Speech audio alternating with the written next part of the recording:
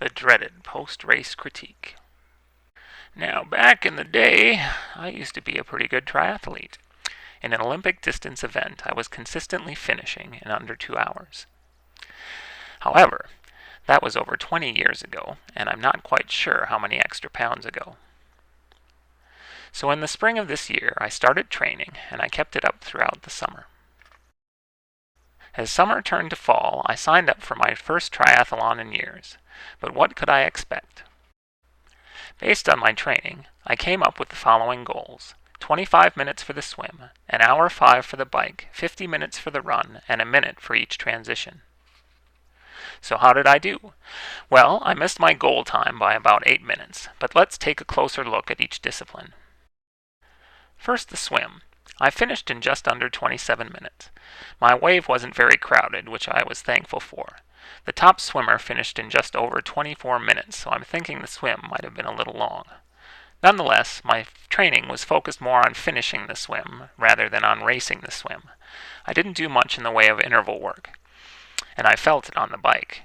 My old wetsuit, which I didn't try on until just a few days before the race, was a bit too tight and made it difficult to sight at times. On the bike, I missed my goal time, but I really can't complain. While I had done bike-run-bike workouts during the summer, I hadn't done any bike-swim-bike workouts, and I'll be honest, the first time I got out of the saddle to climb, my legs felt like jelly.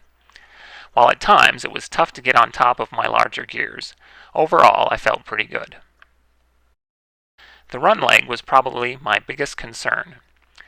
During training, running consistently without encountering various aches, pains, and pulls was my biggest challenge. Ultimately, my legs felt better than my stomach.